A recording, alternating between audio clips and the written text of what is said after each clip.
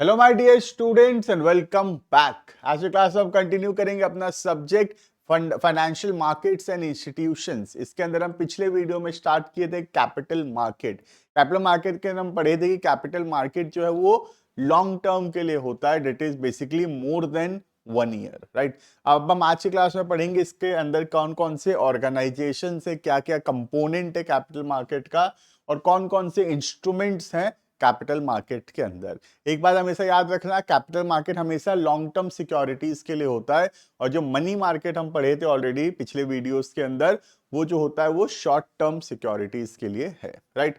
तो क्या क्या आता है कैपिटल मार्केट के अंदर, क्या क्या कंपोनेंट्स है, कौन कौन से ऑर्गेनाइजेशंस हैं। तो सबसे पहला आता है यहाँ पे गिल्ट एज मार्केट। ये क्या है? ये है हमारा market for government and semi government. जो गवर्नमेंट है या सेमी गवर्नमेंट है, backed by RBI. Government security are tradable debt instrument issued by the government for meeting its financial requirement. तो कई बार गवर्नमेंट को भी पैसे का जरूरत होता है और गवर्नमेंट भी सिक्योरिटीज इशू करता है अपने फाइनेंशियल रिक्वायरमेंट्स को पूरा करने के लिए। क्लियर है? It is called as gilt edge securities market. The term gilt edge means of the best quality. ठीक है, इसका मतलब गवर्नमेंट बैक्ड है ये, तो बहुत ज्यादा सेफ इंस्ट्रूमेंट माना जाता है इसको, क्योंकि ये गवर्नमेंट के द्वारा इशू किया गया है। और कोई भी चीज जब गवर्नमेंट के द्वारा इशू किया जाता है तो उस चीज को बहुत सेफ जो है वो माना जाता है, राइट। तो इसीलिए जो गिल्ट एज मार्केट है उसके अंदर जो सिक्योरिटीज है, जो गवर्नमेंट सिक्योरिटीज है यहाँ पर, ये एकदम रिस्क फ्री सिक्योरिटीज माना जाता है, right. This is because the government security do not suffer from risk of default. Government थोड़ी डिफॉल्ट करेगा, गवर्नमेंट तो जरूर पैसा वापस करेगा ही करेगा। एंड आर हाईली लिक्विड, जब हम मर्जी कन्वर्ट कर सकते हैं into cash. The open market operations of the RBI are also conducted in such securities. It is the market where government securities, that is G sector, government sector securities are traded. तो ये पहला component है जहां पर government और semi government securities trade होता है। जब भी गवर्नमेंट को पैसा चाहिए होता है लॉन्ग टर्म के लिए, तो गवर्नमेंट यहाँ पे सिक्योरिटीज इशू करता है और पब्लिक वो सिक्योरिटीज को खरीदता है और बदले में गवर्नमेंट को पैसा देता है। गवर्नमेंट उसके बदले इंटरेस्ट पेमेंट करता है टू द पब्लिक। क्लियर है ये? तो रिस्क फ्री माना जाता है इसको। प्लस जो है ये बहुत ज्यादा लिक्विड होता है, मतलब जब हमारा मर्जी तब हम इसको कन्वर्ट कर सकते हैं इनटू कैश। क्लियर है ये? Next, industrial security. ये जो नॉर्मल कंपनीज होते हैं जो सिक्योरिटी इशू करते हैं, जैसे कि शेयर्स हो गया, बॉन्ड्स हो गया, डिवेंचर्स हो गया, ये सबको बोलते हैं अपना इंडस्ट्रियल सिक्योरिटीज मार्केट। देखना, the industrial security market refer to the market which deals in equities and debentures of the corporates. Corporates मतलब जो प्राइवेट कंपनीज होती हैं, वो लोग जो शेयर्स डिवेंचर्स इशू करते हैं, उस मार्केट को बोलते हैं अपना industrial securities market. It comprises of the most popular instruments like our equity shares. हम पढ़ेंगे, ये पहला इंस्ट्रूमेंट है हमारा। फिर हम नेक्स्ट क्लास में पढ़ेंगे preference shares, and then we will read about bonds and debentures. Clear है? तो तीन फेमस इंस्ट्रूमेंट्स है, तीनों को एक एक करके कवर करेंगे हम आने वाली क्लासेस में। पहला हो गया इक्विटी शेयर, वो तो आज ही पढ़ लेंगे हम। नेक्स्ट है प्रेफरेंस शेयर, और उसके बाद पढ़ेंगे डिवेंचर्स एंड बॉन्ड्स के बारे में। It is a market which industrial concern raises their capital by issuing appropriate instrument. It is further divided into one primary market and second है सेकेंडरी मार्केट। आगे चल के बहुत डिटेल में पढ़ेंगे primary market, secondary market. Primary market होता है market for new issue of security. Security जब पहली बार इशू हो रहा है, कंपनी जब पब्लिक को सिक्योरिटीज इशू कर रहा है, तब उसको हम क्या बोलेंगे? Primary market, right. और सेकेंडरी मार्केट क्या होता है? जब पब्लिक को बेच रहा है आपस में, पब्लिक आपस में बेचना खरीदना कर रहे हैं शेयर्स को, then it is called as secondary market और also called as stock exchange, right? या शेयर मार्केट जो हम बोलते हैं। क्लियर है? नेक्स्ट, अब हम पढ़ेंगे कौन कौन सा इंस्ट्रूमेंट्स है कैपिटल मार्केट के अंदर। तो दो बेसिक इंस्ट्रूमेंट्स है। एक हो गया ओनरशिप, जिसको हम ओनर्स फंड बोलते हैं। दिस इज ओनर्स फंड, मालिक से लिया हुआ पैसा। और दूसरा होता है क्रेडिटरशिप सिक्योरिटीज और debt capital which is also called as the borrowed fund. Clear है ये? तो ओनर्स फंड के अंदर दो मेन टॉपिक हम पढ़ेंगे, एक हो गया उसमें हमारा इक्विटी शेयर्स और दूसरा हम पढ़ेंगे प्रेफरेंस शेयर। और बोरोड फंड के अंदर पढ़ेंगे हम लोग डिबेंचर्स। तो तीन पढ़ेंगे, equity share, preference share, debentures. Clear है? ओनर्स फंड में दो हो गया, इक्विटी शेयर, प्रेफरेंस शेयर, और बोरोड फंड में एक हो गया, डेट इज डिबेंचर्स। क्लियर है? तो स्टार्ट करते हैं हम लोग। सबसे पहला ओनरशिप सिक्योरिटीज। ओनरशिप मतलब जो ये खरीदेगा वो मालिक बनेगा कंपनी का। दो टाइप का सिक्योरिटीज होता है इसके अंदर। One is the equity share, already सुने भी होगे तुम कहीं ना कहीं जरूर, कॉमर्स के बच्चे लोग हो तो इक्विटी शेयर, एंड दूसरा हो गया प्रेफरेंस शेयर्स। राइट, देखना the term ownership security, also known as capital stock, represents shares are the most universal form of raising long term capital. सबसे कॉमन तरीका है पैसा रेज करने का। Every company except a company limited by guarantee has a statutory right to issue shares. Her company जो है shares issue करता है, सिर्फ कंपनी लिमिटेड बाय गारंटी को छोड़कर। पढ़े हैं हम लोग कि कंपनी लिमिटेड बाय गारंटी जो है वो शेयर्स इशू नहीं करता, कंपनी लिमिटेड बाय शेयर्स जो होता है वो शेयर इशू करता है। ठीक है? The capital of the company divided into number of equal parts known as share. Shares क्या होता है? जो टोटल कंपनी है उसका जो कैपिटल है, कैपिटल को हम लोग छोटे छोटे हिस्सा में डिवाइड करते हैं।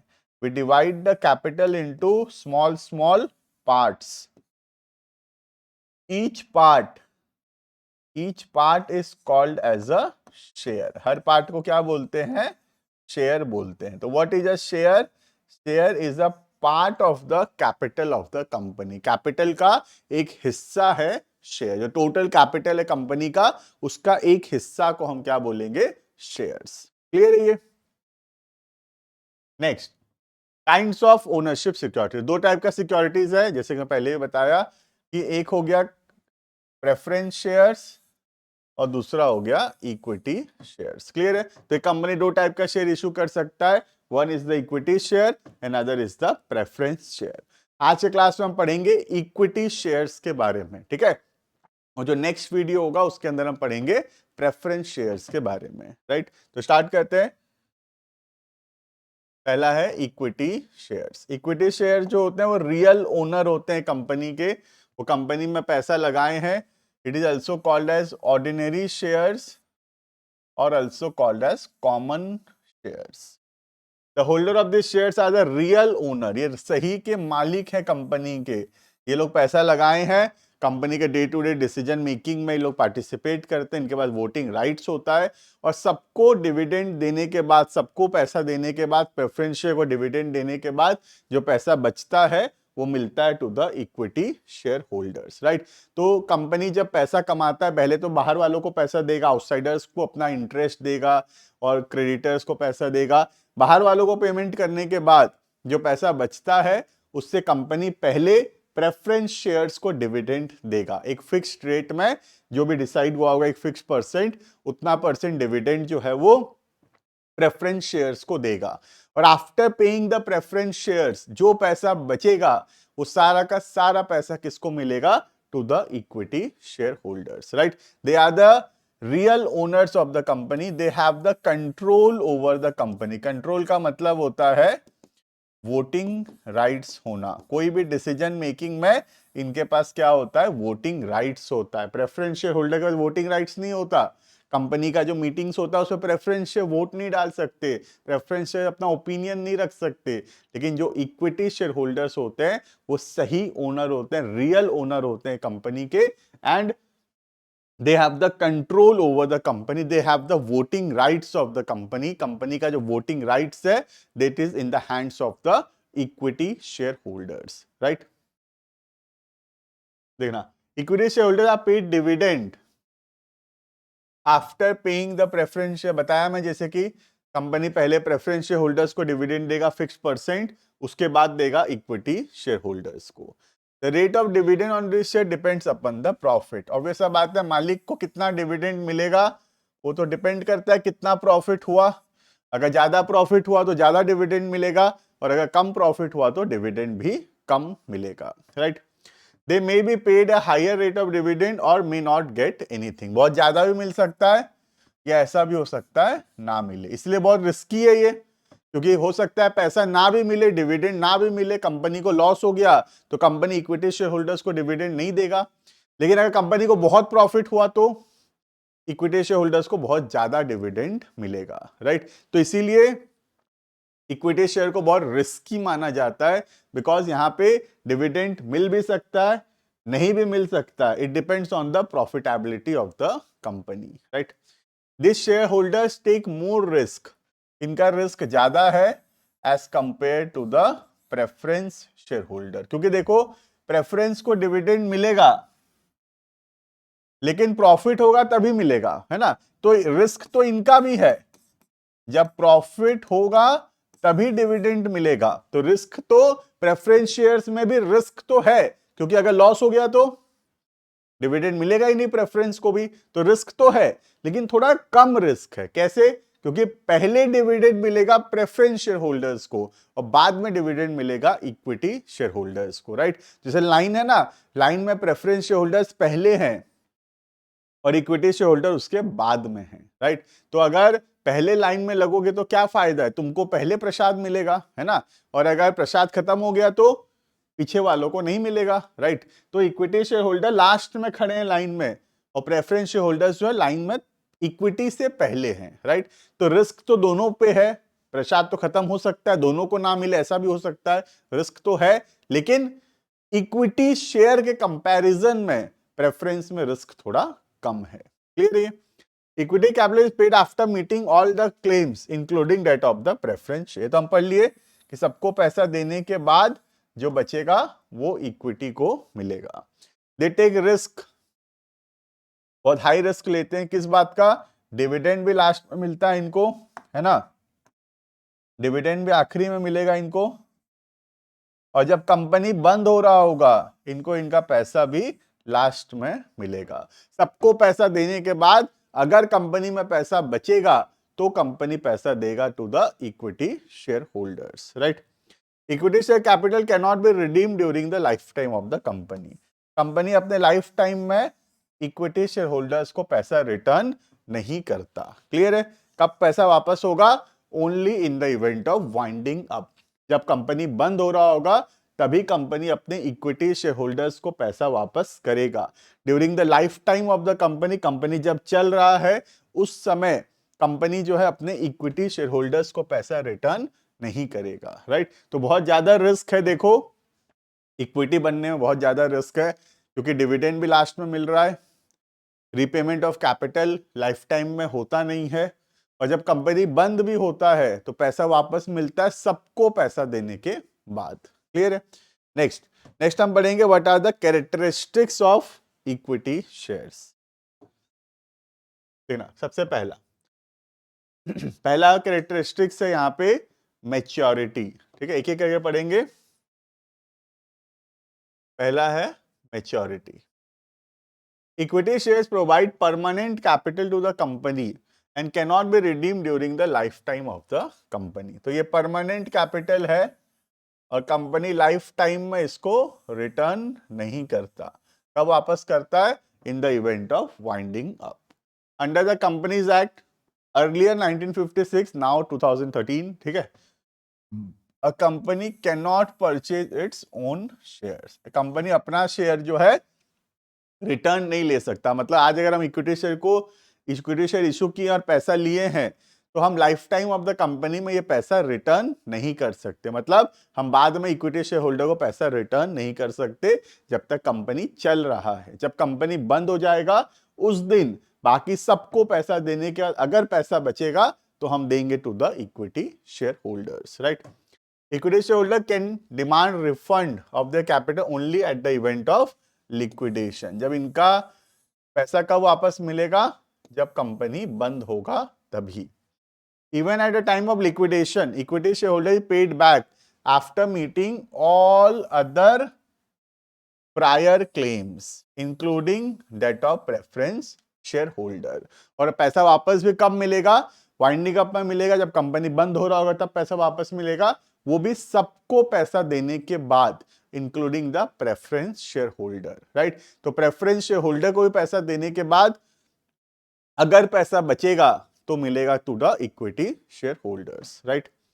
However, according to Section 68 of the Companies Act 2013, a company can purchase or buy back its own share subject to certain conditions. लेकिन Section 68 जो है कुछ कंडीशंस में बायबैक अलाउ करता है, मतलब life time of the company में हम पैसा रिटर्न कर सकते हैं, बट उसके लिए बहुत सारे कंडीशंस हैं जो पूरा करना पड़ेगा, ठीक है। तो नॉर्मली तो लाइफ टाइम में जब कंपनी चल रहा है तब तक हम पैसा वापस नहीं कर सकते, पैसा हम तभी वापस कर सकते हैं जब कंपनी वाइंड अप हो रहा है, बट सेक्शन 68 कुछ स्पेसिफिक कंडीशंस के अंदर अलाउ करता है पैसा रिटर्न करना during the life time of the company. Clear है? तो सेक्शन 68 के अंदर बहुत ज्यादा डिटेल में हमको जाने का जरूरत नहीं है यहाँ पे। क्लियर?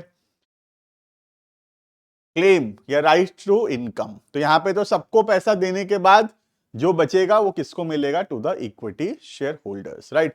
अगर नहीं बचेगा तो नहीं भी मिलेगा इक्विटी शेयर होल्डर को, और अगर बहुत बचेगा, बहुत ज्यादा प्रॉफिट बचेगा सबको देने के बाद, तो सारा किसका होगा? इक्विटी शेयर होल्डर्स का। तो हाई रिस्क है, हाई रिटर्न है। हाई रिस्क कैसे है? हो सकता है ना भी मिले, लेकिन हाई रिटर्न भी है, हो सकता है बहुत ज्यादा भी मिल जाए। क्लियर है? तो there is a high risk as well as a high return. Equity share holder have a residual claim. Residual मतलब लेफ्ट ओवर, जो बचेगा वो सब इनको मिलेगा। They have a claim on income left after paying dividend to the preference share holder. The rate of dividend on this share is not fixed. Equity में कुछ fix नहीं है, हो सकता है बहुत भी मिले, हो सकता है ना भी मिले। It depends upon the earnings, कितना कमाई हुआ उसके ऊपर डिपेंडेंट है, right. It in many cases they may not get anything. ऐसा भी हो सकता है कि उनको कुछ ना मिले, डिविडेंड ना मिले, और ऐसा भी हो सकता है कि उनको बहुत ज्यादा डिविडेंड मिले, राइट। तो सब कुछ डिपेंड करता है कंपनी के प्रॉफिट्स के ऊपर। अगर कंपनी के पास प्रॉफिट नहीं है तो डिविडेंड नहीं भी मिलेगा, लेकिन अगर कंपनी के पास बहुत ज्यादा प्रॉफिट है तो इनको बहुत ज्यादा डिविडेंड मिलेगा। That is why equity shares are also known as variable income security. Even if the company left with sufficient profit after meeting all the obligations, including that of preference shareholder, equity shareholders cannot legally force the company to pay dividend to them. क्यों? देखो, company का अगर बहुत ज्यादा profit है भी, company का बहुत ज्यादा प्रॉफिट है भी, even after paying the preference share holders, तब भी हो सकता है कि कंपनी डिसाइड करे कि हम बहुत ज्यादा पैसा कहां रखेंगे, in the form of retain earnings, और को बहुत कम पैसा हम डिस्ट्रीब्यूट करेंगे in the form of dividend. तो कंपनी का मर्जी है, कंपनी के जो डायरेक्टर्स है उनका मर्जी है कि कंपनी कितना डिविडेंड देना चाहता है। देखो, आज अगर मेरे पास 10 करोड़ रुपए बचता है, suppose after paying dividend to the preference share holders, मेरे पास 10 करोड़ रुपए बचता है, तो जरूरी नहीं है कि मैं 10 करोड़ रुपए डिविडेंड दूंगा इक्विटी शेयर होल्डर को। हो सकता है कि मैं डिसाइड करूं कि 10 करोड़ में से 2 करोड़ का डिविडेंड दे दूं और 8 करोड़ रुपए कंपनी में रिटर्न इन्वेस्ट करूं। इस पैसे को खर्चा ना करके, डिविडेंड ना देके, इस 8 करोड़ को री इन्वेस्ट करें अपने ही बिजनेस में, जिसको जिसे अकाउंट्स के टर्म में इसको रिटेन अर्निंग्स या आल्सो कॉल्ड एज रिजर्व्स इसी को बोलते हैं, right. The distribution of income as dividend to equity share holder left to the discretion of the board of directors. Board of directors का मर्जी है कि वो कितना डिविडेंड देना चाहते हैं, ठीक है। कोई भी शेयर होल्डर फोर्स नहीं कर सकता किसी भी कंपनी को कि इतना डिविडेंड दो बोल के। वो तो शेयर होल्डर, वो तो डायरेक्टर्स का मर्जी है कि डायरेक्टर्स कितना डिविडेंड डिक्लेयर करना चाहते हैं। प्रॉफिट है इसका मतलब डिविडेंड देंगे ऐसा जरूरी नहीं है। क्लियर है? Next, claim on assets. Equity shareholders have a residual claim on ownership of company's asset. In the event of liquidation of company, the assets are utilized first to meet the claim of creditor. सबसे पहले हम creditors को पैसा देंगे, उसके बाद preference shareholders को पैसा देंगे, और फिर जो बचेगा वो किसको मिलेगा? To the equity shareholders, right? Thus, equity shareholder provides a cushion to absorb losses on liquidation and may usually remain unpaid. तो बहुत बार ऐसा हो सकता है कि सबसे ज्यादा नुकसान किसका होगा, इक्विटी शेयर होल्डर्स का, क्योंकि उनको कुछ भी रिटर्न नहीं मिलेगा। जो नुकसान हुआ उसका नुकसान का अल्टीमेट इंपैक्ट किस पे पड़ेगा, इक्विटी शेयर होल्डर्स पे, राइट। तुम सोचो ना, अगर खाना कम है तो खाना कम है तो उसका इंपैक्ट किस पे पड़ेगा, जो लास्ट में खाना खाएगा उस पे। जो पहले खाना खाएगा ना उस पे फर्क नहीं पड़ेगा, क्योंकि कम है तो भी ना पहले वाले को मिल जाएगा। कम किसको पड़ेगा, जो लास्ट में खाना खाएगा उसको कम पड़ेगा, राइट। तो अगर पैसा कम है तो बाहर वालों को फर्क नहीं पड़ेगा, प्रेफरेंस शेयर होल्डर्स को हो सकता है फर्क ना पड़े, बट फर्क किसको पड़ेगा, इक्विटी शेयर होल्डर्स को, right. Next, right to control और वोटिंग राइट्स। इन ये तो रियल ओनर है कंपनी के, इनके पास पूरा कंट्रोल है कंपनी का, सारा डिसीजन मेकिंग इन्हीं के पास है। दे have the voting rights.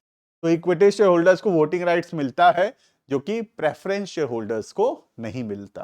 Clear है। Next, the control in case of company rest with the board of directors who are elected by the equity share holder. वैसे तो सारा डिसीजन कौन लेता है, डायरेक्टर्स लेते हैं, और डायरेक्टर्स को कौन अपॉइंट करता है, शेयर होल्डर्स।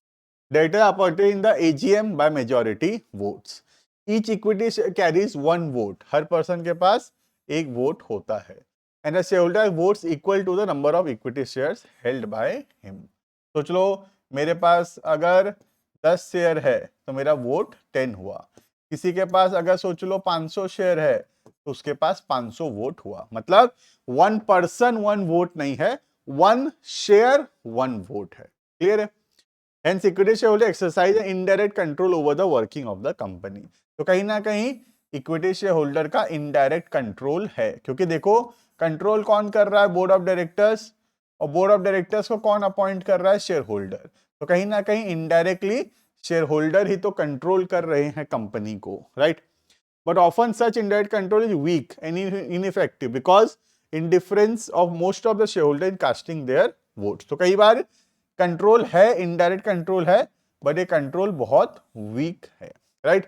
तो कंट्रोल तो है, but the control is not that effective, क्योंकि कंपनी में मेजॉरिटी डिसीजंस कौन लेता है, बोर्ड ऑफ डायरेक्टर्स। और कई बार बोर्ड ऑफ डायरेक्टर्स जो है शेयर होल्डर्स का भी नहीं सुनते हैं डिसीजंस लेते समय, राइट।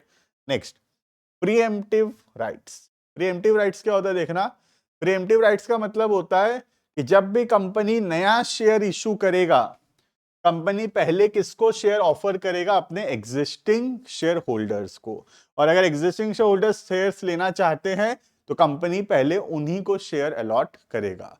अगर एग्जिस्टिंग शेयर होल्डर शेयर्स नहीं लेना चाहते तो ही हम किसी बाहर वालों को शेयर अलॉट करेंगे। जैसे एग्जांपल के तौर पे सोच लो, अभी A B C 3 share holder हैं ऑलरेडी, ठीक है। कंपनी प्लानिंग कर रहा है मार्केट में नया शेयर इशू करके पैसा लाने का, तो प्रीएम्प्टिव राइट्स बोलता है कंपनी पहले ये शेयर किसको ऑफर करेगा, अपने एग्जिस्टिंग शेयर होल्डर्स को। अगर ये लोग खरीदते हैं तो ठीक है, अगर नहीं खरीदते हैं तो फिर कंपनी ये शेयर बाहर वालों को, पब्लिक को ऑफर करेगा, राइट। देखना, तो safeguard the interest of the equity share holder and enable them to maintain their proportionate ownership. उनको मौका मिलता है अपना ओनरशिप को बचाने का, अपना ओनरशिप को मेंटेन करने का। That whenever a public limited company proposes to increase its subscribed capital by the allotment of further shares after the expiry of 2 years from the formation of the company or expiry of 1 year from its first allotment of shares, कब कर सकता है, company बने हुए 2 साल हो गया है या 1 साल पहले हम शेयर अलॉट किए थे। Whichever is earlier, such share must be offered to the existing share holder. पहले किसको हम ऑफर करेंगे, अपने एग्जिस्टिंग शेयर होल्डर्स को ऑफर करेंगे। अगर वो लोग हाँ बोलते हैं तो ठीक है, अगर वो मना करते हैं तो फिर हम किसी और को शेयर इशू कर सकते हैं। इसी को बोलते हैं प्रीएम्प्टिव राइट्स, या also called as right shares, right. Shares so offered to the existing are called as right shares and their prior right is such is known as preemptive rights. ऐसा क्यों है देखना, जैसे ABC कंपनी के मालिक है, अभी अचानक से एक नया आदमी आ जाएगा डी, तो उससे क्या होगा, इनका ओनरशिप परसेंट कम हो जाएगा। तो कंपनी एक्ट मौका देता है इनको अपना ओनरशिप परसेंटेज बचाने का, मेंटेन करने का। अगर ये नया शेयर्स खरीद लेते हैं तो इनका ओनरशिप जो है मेंटेन हो जाएगा, बट अगर ये नहीं खरीदना चाहते तो कंपनी फिर ये शेयर नए लोगों को इश्यू करेगा, right. The preemptive right protects equity share holder by ensuring that management can not issue additional shares to persons of their choice. अपने मर्जी से हम किसी को भी शेयर इश्यू नहीं कर पाएंगे, क्योंकि वरना ये राइट नहीं होता तो क्या होता, बोर्ड ऑफ डायरेक्टर्स किसी को भी अपने मर्जी से शेयर इशू कर रहे हैं, तो ये कंपनीज एक्ट अलाउ नहीं करता। कंपनीज एक्ट बोलता है अगर तुमको शेयर इशू करना है करो, लेकिन पहले किसको पूछोगे, एग्जिस्टिंग शेयर होल्डर्स को, राइट। क्लियर है। It also protect them from dilution, इनको अपना डायल्यूशन प्रोटेक्शन का अपॉर्चुनिटी मिलता है। क्यों, डायल्यूशन का मतलब क्या होता है, कंट्रोल रिड्यूस होना, right, that is called as dilution. तो preemptive rights existing share holders को मौका देता है डायल्यूशन से बचाने का, मतलब अपना ओनरशिप को बचाने का, अपना ओनरशिप को कम ना होने देने का एक मौका दिया जाता है in the pre-emptive rights. Clear है ये। नेक्स्ट आता है लिमिटेड लाइबिलिटी। ये तो हमको पता ही है, लिमिटेड लाइबिलिटी का मतलब है हम जितना पैसा लगाए हैं कंपनी में, हमारा मैक्सिमम लाइबिलिटी उतना ही है। हमारा पर्सनल प्रॉपर्टी जो है वो लायबल नहीं है कंपनी के डेट्स का रिपेमेंट करने के लिए, राइट। आज अगर मैं सोच रहा हूँ रिलायंस का शेयर्स खरीदा हूं, तो रिलायंस को चाहे कितना का भी नुकसान क्यों ना हो जाए, मैं जितना रुपया लगाया हूं रिलायंस में, मेरा मैक्सिमम लॉस उतना ही हो सकता है, राइट। देखना, another distinctive feature of equity share is limited liability. Thus, although equity shareholders are the real owners of the company, their liability is limited to the value of share they have purchased. सोच लो मैं 1000 रुपए का share खरीदा हूं तो मेरा maximum liability 1000 होगा, right. If a shareholder already fully paid the share price, he cannot be held liable further to pay for the losses of the company. सोच लो मैं 1000 का शेयर खरीदा हूं और मैं पूरा 1000 रुपया पेमेंट कर चुका हूं, अब चाहे कंपनी को कितना भी नुकसान हो जाए, कंपनी और मुझसे पैसे नहीं मांग सकता। क्लियर है ये। This is called as limited liability. Next, क्या क्या एडवांटेजेस और डिसएडवांटेजेस है इक्विटी शेयर्स का, फटाफट से रीड करेंगे। पूरा इक्विटी शेयर टॉपिक हम पढ़ लिए, कीवर्ड्स को हाईलाइट करेंगे। पहला, इक्विटी शेयर होल्डर कुछ ऑब्लिगेशन क्रिएट नहीं करता कि डिविडेंड देना ही है, हो सकता है ना भी दें, हो सकता है दें, तो फिक्स्ड ऑब्लिगेशन नहीं है देने का। सेकंड, इक्विटी शेयर इश्यू किया जाता है बिना कोई एसेट को गिरवी रखे। आज हम बैंक से लोन लाएंगे तो एसेट्स मॉर्गेज करना पड़ेगा, डिवेंचर इश्यू करेंगे एसेट्स मॉर्गेज करना पड़ेगा, लेकिन इक्विटी शेयर इश्यू करते हैं, पैसा आता है लेकिन एसेट्स मॉर्गेज नहीं करना पड़ता, राइट। ये परमानेंट कैपिटल है, इसको रिफंड करने का जरूरत नहीं है during the life time. Equity share holder real owners हैं कंपनी के, इनके पास वोटिंग राइट्स होता है। अगर प्रॉफिट होगा तो इनको बहुत ज्यादा फायदा होगा, they are the real gainers, क्योंकि उनको डिविडेंड भी ज्यादा मिलेगा, प्लस प्रॉफिट होगा तो शेयर प्राइस भी बढ़ेगा, तो वैल्यू ऑफ शेयर भी एप्रिशिएट करेगा, राइट। तो कंपनी अगर अच्छा परफॉर्म करेगा, सबसे ज्यादा फायदा इक्विटी शेयर होल्डर्स को ही होगा, डिविडेंड भी मिलेगा ज्यादा, शेयर का प्राइस भी बढ़ेगा, राइट। क्या क्या डिसएडवांटेजेस है। पहला, if only equity share issue the company can not take advantage of trading on equity. Trading on equity का मतलब होता है कि डेट यूज करना ताकि सस्ता पड़े, खर्चा कम हो। तो क्योंकि डेट ना सस्ता होता है, बाहर से पैसा लाएंगे ना चीप होता है, तो अगर खाली इक्विटी शेयर इशू करेंगे तो बहुत महंगा पड़ेगा, क्योंकि इक्विटी बहुत महंगा है, डेट जो होता है बहुत सस्ता होता है। तो अगर आप थोड़ा डेट यूज करेंगे तो उससे कंपनी में ज्यादा बेनिफिट्स होगा। तो पहला डिसएडवांटेज है, खाली इक्विटी शेयर इशू करेंगे तो हमको नुकसान होगा, क्योंकि इक्विटी बहुत महंगा पड़ता है, राइट।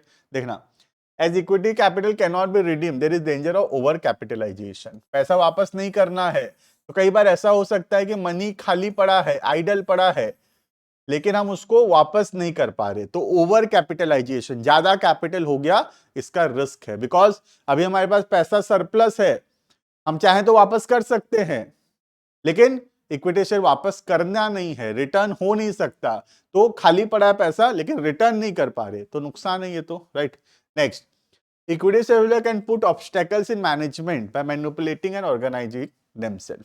तो कई बार देखा जाता है कि इक्विटी शेयर होल्डर बहुत ज्यादा इंटरफियर करते हैं in the management by the board of directors. Board of directors जो मैनेजमेंट कर रहे हैं उसमें बहुत ज्यादा इंटरफेरेंस देखा जाता है इक्विटी शेयर होल्डर्स का.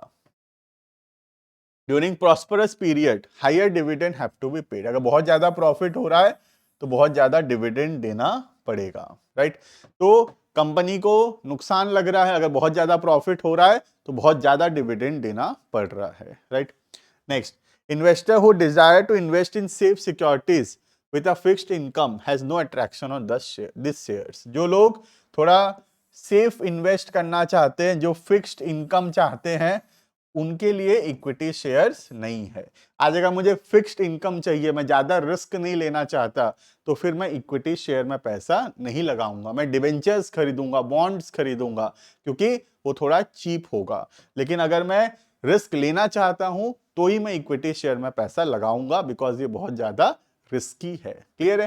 तो इक्विटी शेयर होल्डर्स, वो इक्विटी शेयर जो है उन लोगों को अट्रैक्ट नहीं करता है जो लोग जो है सेफ खेलना चाहते हैं, जो लोग रिस्क नहीं लेना चाहते, ऐसे लोगों को इक्विटी शेयर अट्रैक्ट नहीं करता. क्लियर है.